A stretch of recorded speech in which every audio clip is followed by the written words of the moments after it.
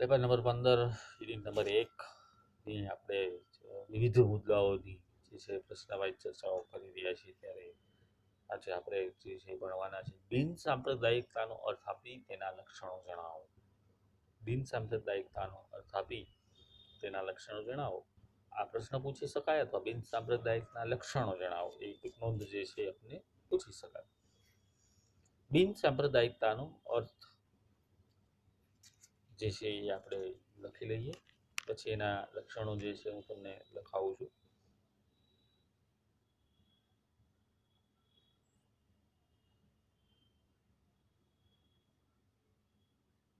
અંગ્રેજીના secular શબ્દ Latin ભાષાના સેલ્યુમ શબ્દ ઉપરથી આનો અર્થ ધર્મ નિરપેક્ષતા એવું કરી શકાય. સાંપ્રદાયિકરણનો સર્વપ્રથમ ઉપયોગ યુરોપમાં થયો હતો.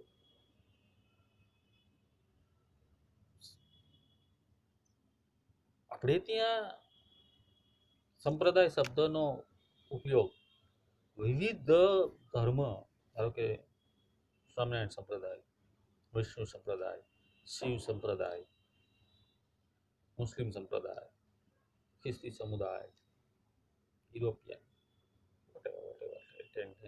સંપ્રદાય શબ્દનો આપણે ઉપયોગ કરીએ છીએ.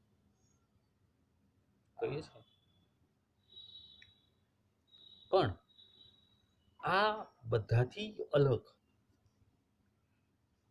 ભારતના બંધારણમાં જે શબ્દ વાપરવામાં આવ્યો બિન સાંપ્રદાયિક,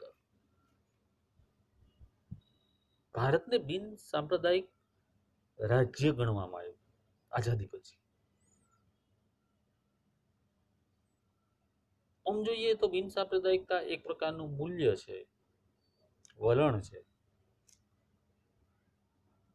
બહુ શોર્ટમાં કહીએ, બિન સાંપ્રદાયિકની વાત જો આપણે કરતા હોય, હું એના વિશે બહુ જ બધી ચર્ચાઓ છે કરવું શકું એમ છું, પણ આપણી પાસે સમયનો અભાવ અને એ બધું હોવાને કારણે આપણે થોડી ટૂંકમાં ચર્ચા બિન સાંપ્રદાયિકની કરીએ. દરેક સંપ્રદાયને સરખું મહત્વ આપવું, કોઈ સંપ્રદાય વિશેષ નહીં એવું જ્યારે સરકારશ્રી દ્વારા, શાસકો દ્વારા રાખવામાં આવે ત્યારે એને બિન સાંપ્રદાયિક કહેવાય. ભારત બિન સાંપ્રદાયિક દેશ છે. ભારતના કોઈ પણ ખૂણે તમે તમારો ધર્મ પાળી શકો છો કે નહીં? તમને કોઈ રોકી નહીં શકે. તમે આજે વૈષ્ણવ છો, કાલે સૈવપંથી થઈ જશો, પરમ દિવસે સ્વામિનારાયણ થઈ જાઓ, કોણ ના પાડે? હું આજે સ્વામિનારાયણ ધર્મમાં માનું છું, કાલે હું કદાચ ઈચ્છું તો હું જીસસનો ક્રોસ પહેરી શકું છું, હું ચર્ચમાં જઈ શકું છું ને, અને હું મુસ્લિમોની નમાઝ પણ પઢી શકું છું. ધેટ મીન્સ બિન સાંપ્રદાયિક. બિન સાંપ્રદાયિકના કેટલાક લક્ષણો જે છે આપેલા છે. એમાં પહેલું છે વિભિન્નીકરણ. લક્ષણો જે છે આપ લખી લેશો. પહેલું છે વિભિન્નીકરણ, બીજું છે બુદ્ધિવાદ, ત્રીજું છે દુન્યવી દસ્તી. થોડા શબ્દો ઉકેલા છે, આપણે એની ચર્ચાઓ જે છે એ કરવાના છીએ. ચોથું છે સહિષ્ણુતા, પાંચમું છે આધુનિકતા, છઠ્ઠું છે ઉપયોગિતાવાદ, અને સાતમું છે પ્રગતિમાં શ્રદ્ધા.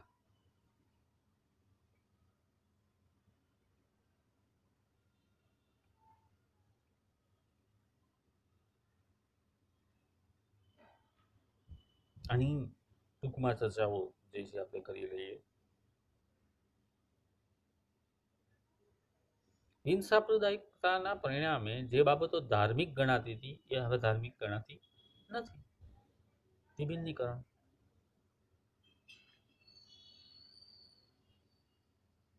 કારણ કે બિન સાંપ્રદાયિકતાવાદ એ નો જન્મ એક બુદ્ધિવાદથી થયેલો છે. કોઈ પણ બાબત બુદ્ધિ અને તર્કની કસોટીમાં પસાર થાય ત્યારે માનવામાં આવે છે બિન સાંપ્રદાયિકતાવાદ જે છે એ અંધશ્રદ્ધાઓ એમું અને રૂઢિવાદનો વિરોધ કરે છે. બિન સાંપ્રદાયિકવાદ એ શું છે? આ બધી વસ્તુઓ છે એનો વિરોધ. અંધશ્રદ્ધાઓ જોજો, વિરોધ એટલે છે એનો અંધશ્રદ્ધાઓ એમો રૂઢિવાદી આપણી વિચારધારાઓ એનો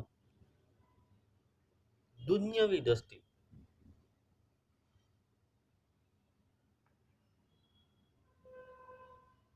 દુન્યવી દ્રષ્ટિ એટલે શું?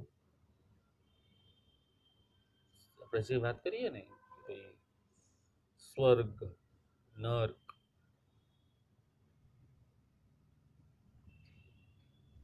પાપ, પુણ્ય,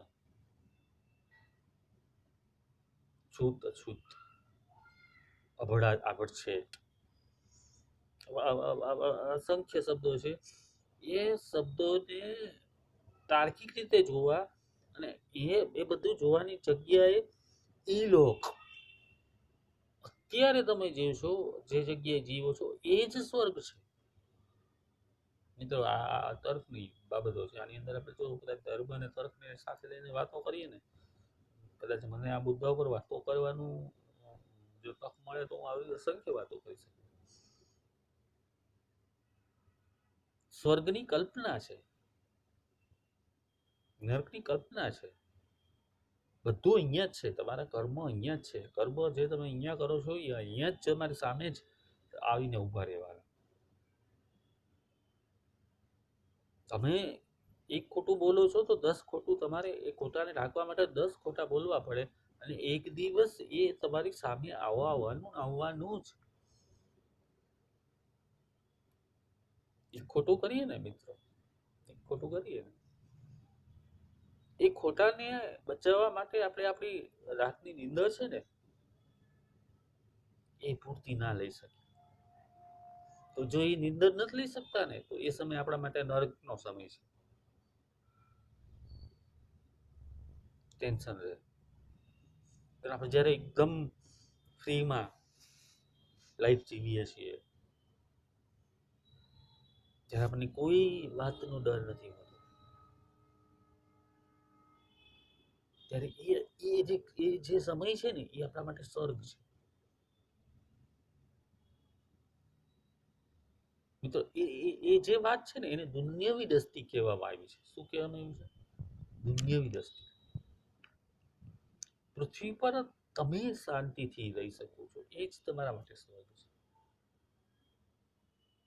અને ભગવદ્ ગીતા કર્મના સિદ્ધાંતો તો તમને બહુ અસંખ્ય વખત કીધું જ હશે અને હું કહું જ છું કે ભગવદ્ ગીતા વાંચો મિત્રો, ગુજરાતી વાંચો, બાઇબલ વાંચો, પુરાણ વાંચો. કોઈ ગ્રંથ નહીં, બિન સાંપ્રદાયિક છે એટલે બધા ગ્રંથ વાંચવા પડશે, પણ એનો જે નિચોડ છે, એટલે આપણે હનુમાન ચાલીસાની વાંચીને ભગવદ્ ગીતાની સાહેબ તમે વાત કરો એટલું બધું કેમ વાંચવું? અરે તમારી પાસે મોબાઈલ છે એમાંની થોડું કાઢો અને જુઓ. ભગવદ્ ગીતાના કેટલા બધા લોકોએ વિડીયો યુટ્યુબ પર ક્યારેક સાંભળો એને. જીવનનો દ્રષ્ટિકોણ તમારો બદલાઈ જશે. જીવન જીવવાનો દૃષ્ટિકોણ બદલાઈ જશે. તમે ફ્રી થઈ જશો મિત્રો, આઈ ગેરંટેડ.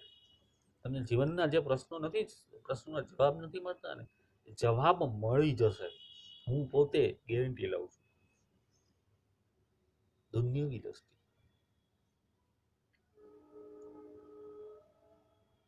સહિષ્ણુતા, એકબીજા પ્રત્યેની સહિષ્ણુતા. બિન સાંપ્રદાયિકરણ શું છે? તો કે સહિષ્ણુતા, બધાને સરખો છે. બિન સાંપ્રદાયિક શું છે? આધુનિકતા, ઉપયોગિતાવાદ, પ્રગતિમાં શ્રદ્ધા.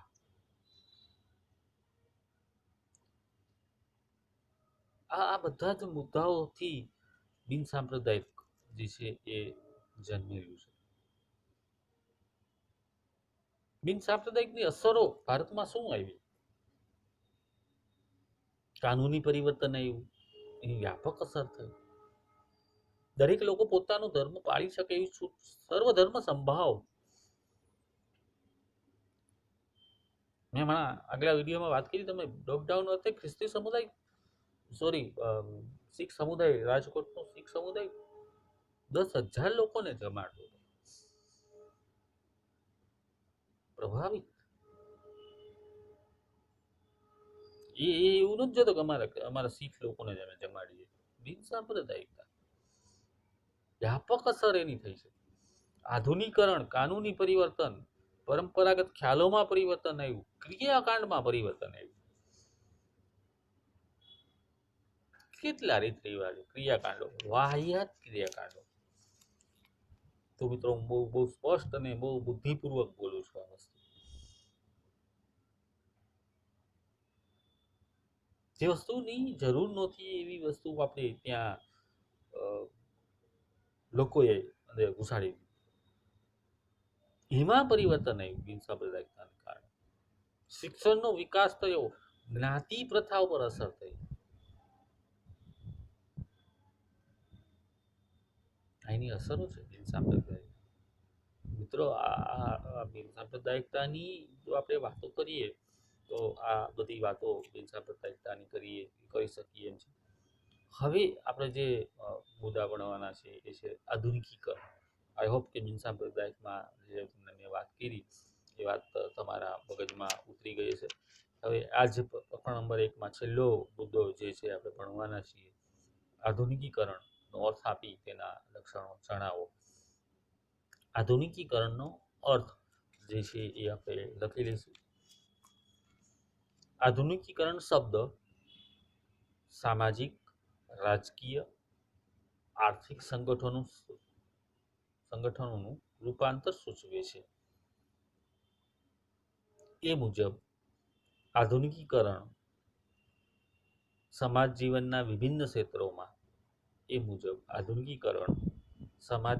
વિભિન્ન ક્ષેત્રોમાં નવા મૂલ્યો, વિચારો, ધ્યેયો, સાધનો, જ્ઞાન વગેરે પ્રાપ્ત કરવાની પ્રક્રિયા છે. ત્યાર પછી આધુનિકીકરણના લક્ષણો જે છે એ આપણે લખી લઈએ. આધુનિકીકરણના લક્ષણો, એમાં પહેલું ઉચ્ચ મહત્વકાંક્ષા. બીજું સાધનો અને ધ્યેયોનું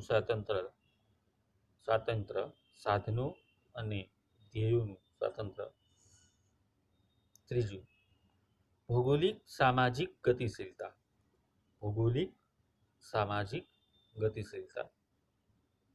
ચોથું ઉદ્યોગીકરણ અને શહેરીકરણનો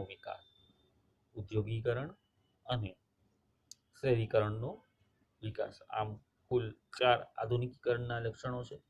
અને આધુનિકીકરણની જે એક શબ્દમાં મેં તમને વ્યાખ્યા લખાવી એની જે ચર્ચાઓ છે એ આપણે નેક્સ્ટ વિડીયોમાં કરશું. સાથે સાથે આધુનિકીકરણના સામાજિક પરિણામો કેવા આવે એ થોડા આપણે સાથે સાથે લખી લઈએ.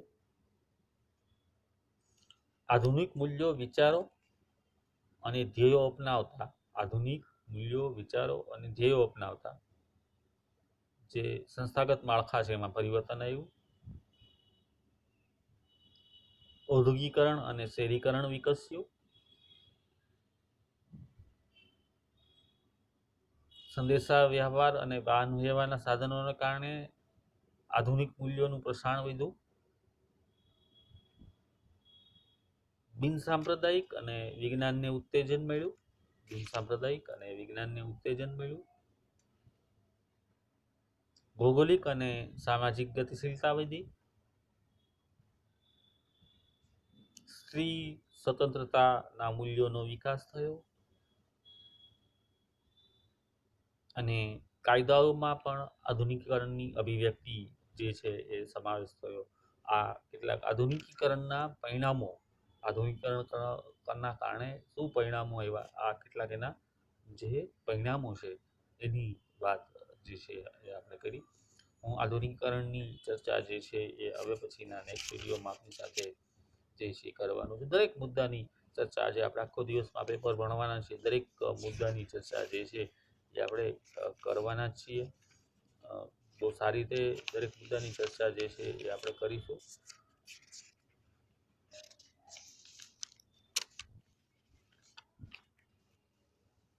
ત્યાં સુધી આપની વચ્ચેથી જે છે એ રજા લો. જય હિન્દ, જય ભારત.